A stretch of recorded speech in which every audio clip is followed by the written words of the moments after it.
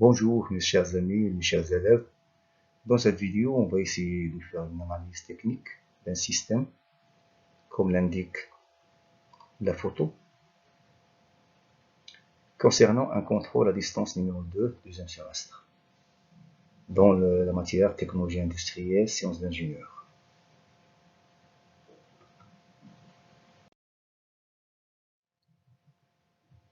Donc, premièrement, on va essayer de marcher cette vidéo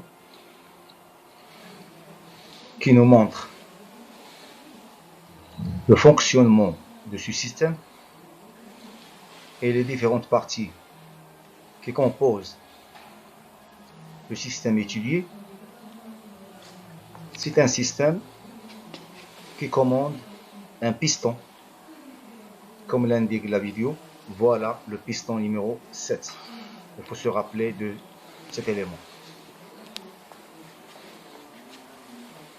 Alors ici on a le bouton de commande électrique qui fait marcher ce moteur qui fait fonctionner le système, qui pousse le piston numéro 7 et lui donne des courses aller et retour, va et vient.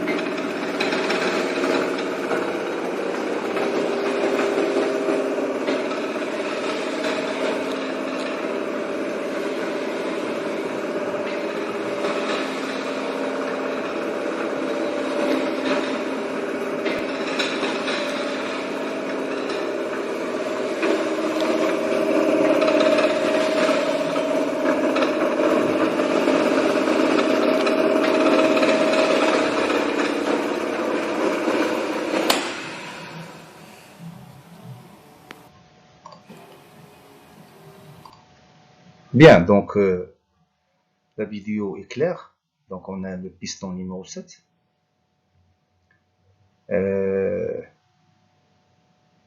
La bielle numéro 6. La manivelle numéro 5. Ce boîtier bleu, là où il y a les engrenages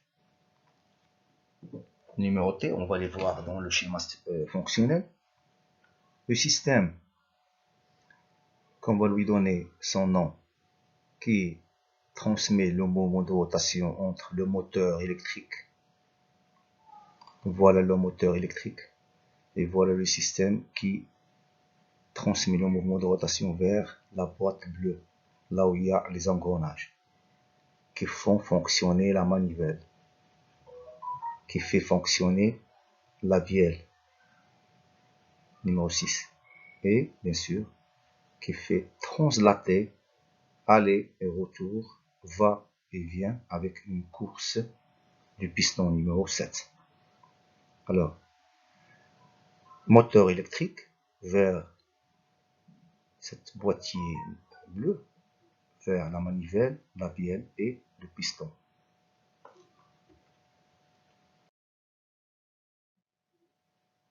Le schéma fonctionnel. Alors, vous savez que le schéma fonctionnel, c'est quoi? C'est une représentation schématique de l'ensemble de ce qu'on a vu dans la vidéo, mais avec des signes et des symboles. Alors ici, notre moteur électrique, il est symbolisé comme ça. Cet élément veut dire qu'il est fixé, il ne bouge pas. Et le moteur, bien sûr, fait tourner l'axe numéro 1. Cet axe est lié à une poulie numéro A. Il y a ici la courroie numéro 9 et une autre poulie plus grande, la poulie B, qui fait tourner l'axe numéro 2,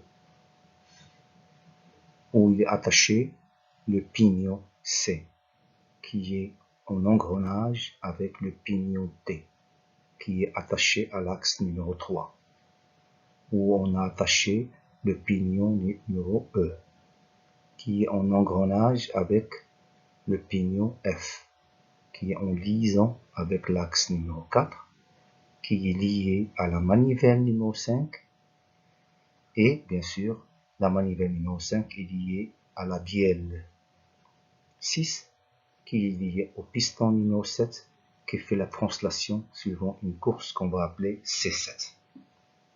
Et la manivelle, puisqu'il tourne, donc le rayon du cercle de rotation, c'est R5. On a une relation entre C7 comme course et R5 comme rayon de la manivelle numéro 5. Bien.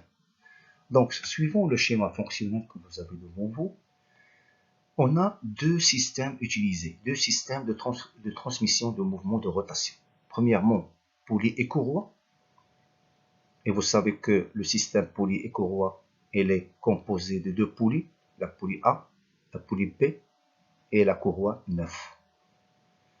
Ce système, il nous permet la transmission de mouvement de rotation entre l'axe 1 qui sort du moteur vers l'axe numéro 2 qui fait entrer le mouvement de rotation vers le boîtier bleu qu'on a déjà vu dans la vidéo. Voilà le boîtier bleu, voilà ce qu'il y a à l'intérieur du boîtier de couleur bleue.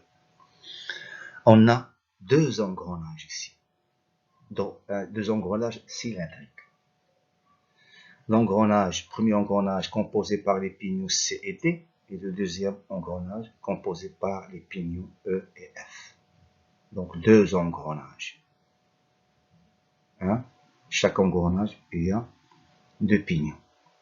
Après, la rotation sort vers la manivelle qui tourne. Elle est liée à la bielle, donc le piston va avoir une course aller et retour. Aller et retour. Va et vient. Avec la même course, soit de l'aller, soit de retour. Même course, qu'on a appelée C7. Bien, donc il y a une formule qui lie C7 avec R5.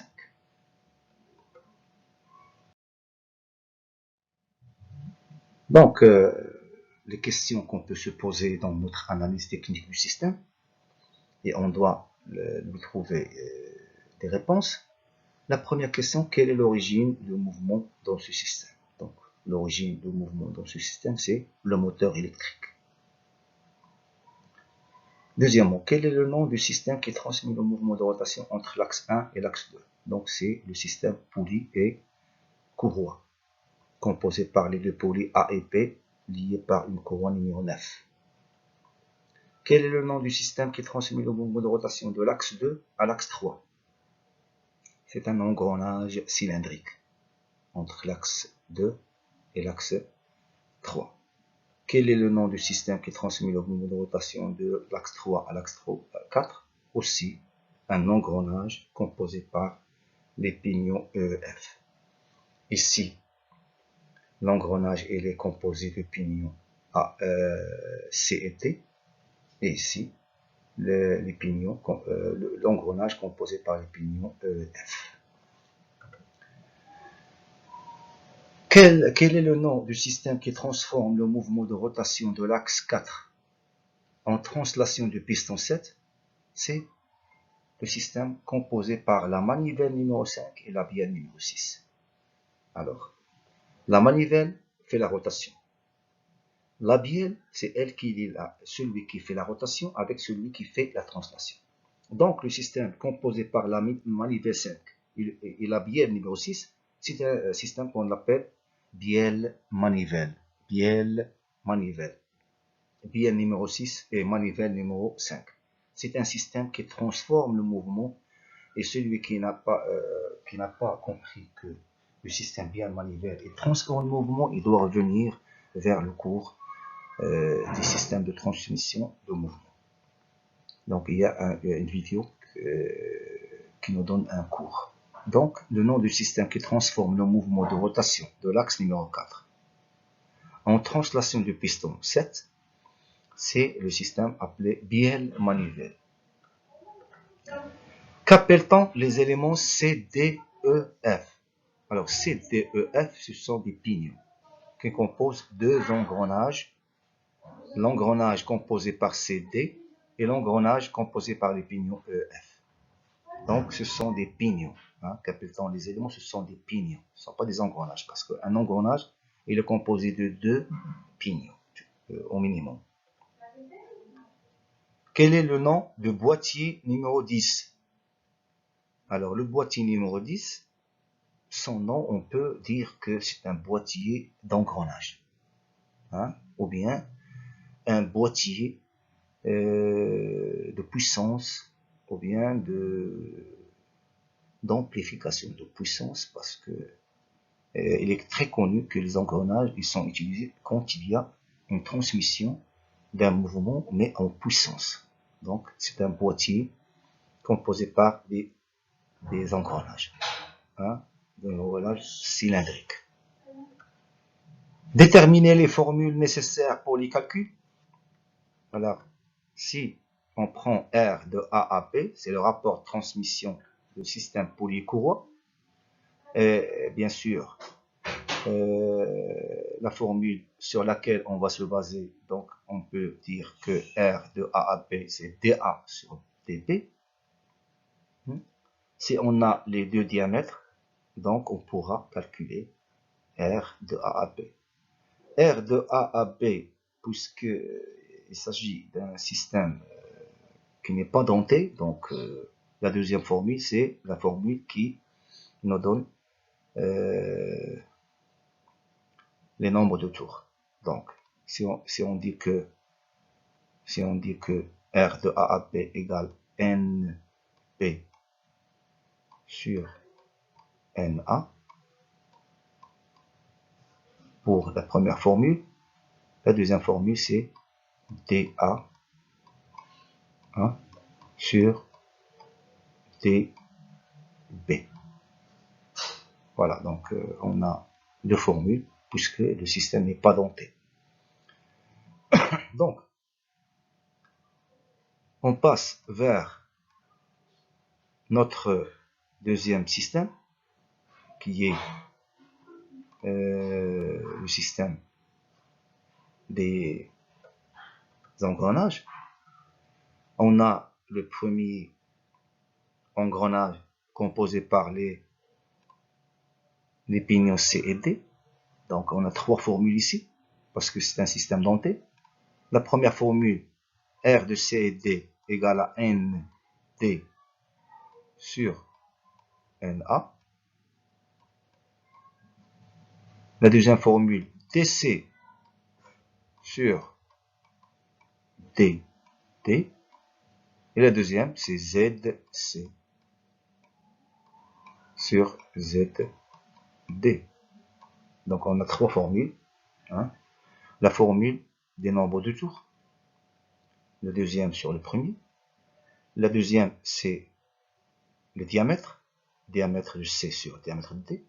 Et ici, Z veut dire nombre de dents, puisque c'est un engrenage. Donc il y a des dents. C'est un système denté. Donc il y a surtout la troisième formule. ZC sur ZD. Bien, donc voilà les formules dans notre deuxième système. Le troisième système, il est semblable au premier. Donc, ici, on connaît bien quelles sont les trois formules, parce qu'ils se ressemblent à l'engrenage CD. Donc, ici, on a l'engrenage EF, composé par les deux pignons EF. On a la première formule, c'est NF sur NE. La deuxième formule, c'est DE sur DF. Et la troisième formule, c'est ZE sur ZF, puisque c'est un système denté. La dernière question, c'est déterminer la formule qui lie le rayon de la manivelle, donc le rayon R5 de la manivelle 5, et la course C7 du piston 16. Parce qu'il y a une formule. Bien, donc ici, il faut découvrir la formule. C7 égale fonction de R5, veut dire que C7, voilà, d'ailleurs c'est la formule, C7 égale pi, hein, vous connaissez bien pi, c'est 22 sur 16, fois R5, fois R5, hein, R minuscule, c'est un rayon, voilà. La course en centimètres, le piston numéro 7, la course, C7, égale pi, qui est 22 sur 7, fois le rayon de la manivelle 5. Si on a le rayon, on a la course. Parce qu'il y a une relation, parce qu'il y a un système bielle-manivelle. Donc il y a une liaison mécanique, donc surtout, voilà la formule sur laquelle on se base, c'est que la course égale à pi sur pi fois le rayon de la manivelle. Ici, le rayon de la manivelle de l'élément qui tourne, qui fait la rotation, et ici C7, c'est l'élément qui translate, hein, qui bouge de façon droite, ça veut dire qu'il fait une translation. Donc, ici, la course que fait le piston égale 22 sur 7, qui est pi, fois le rayon 5. Si on a le rayon, donc on a la course. Si on a la course, donc on a le rayon, bien sûr. Alors, les données numériques ici qu'on peut donner, c'est le nombre de tours du moteur. Parce que toujours, on doit avoir le nombre de tours du moteur. Hein, combien il va tourner le moteur. On a le diamètre de la poulie A et le diamètre de la poulie B. C'est pour arriver à calculer le rapport de A à B en faisant dA sur dB. Donc 50 fois 300, etc. ZC, ça veut dire le nombre de dents de pignon C, c'est 30 ans, et le pignon T, c'est 60 ans. Pourquoi les deux nombres de dents? C'est pour calculer R de C à T, le rapport. C'est ZC sur ZT, donc c'est 30 sur 60, etc. Donc pour avoir le rapport. Aussi pour EF, ZE sur ZF, donc 15 pour avoir le rapport de l'engrenage, le deuxième engrenage. Ici, on a le rayon de la manivelle 5, 14 cm. Donc, il tourne avec un rayon de 14 cm. Et il faut se rappeler que la course, elle est toujours égale à pi fois le rayon de la manivelle. Donc, il faut se rappeler bien de cette formule qui lie le rayon de l'élément qui tourne avec la distance que parcourt l'élément qui translate. Les questions qu'on peut se poser dans ce contrôle. La première, c'est contrôler R de A à B. Donc, on a déjà vu que dans l'analyse technique, que pour calculer R de A à B, on utilise dA sur dB. Donc 50 sur 30 et on rectifie pour avoir quel est le rapport. Après, on calcule NP en utilisant, par exemple, R de A à B qu'on a déjà calculé, égale à NB sur NA, et bien sûr, NA, on doit la déduire après. NP, et puis on déduit NC, parce que surtout NC égale à NP. Deuxième, donc, calculer le rapport de l'engrenage, premier engrenage, C et T, en utilisant les nombres de dents, et on calcule NT et on déduit NE, surtout NE égale à NT, bien sûr. Calculer REF, donc le deuxième engrenage, NF et déduire N5, surtout N5, on va avoir égal à NF, mais pourquoi? Et bien sûr, finalement, calculer le nombre de courses que va faire le piston 7, qui va parcourir le piston 7. Combien d'allées et retours, c'est-à-dire combien de courses. Quand le moteur nous a donné 360 tours. Alors, c'est combien on aura de courses. On va le calculer, bien sûr, dans la vidéo qui va suivre. Donc, c'est à suivre, bien sûr. Et il faut, bien sûr, voir la vidéo suivante indiquée à la fin de cette vidéo. J'espère qu'on a essayé de faire une analyse technique et une vision sur les questions qu'on peut se poser dans cet exercice ou bien ce contrôle-là. Merci de votre attention et à bientôt.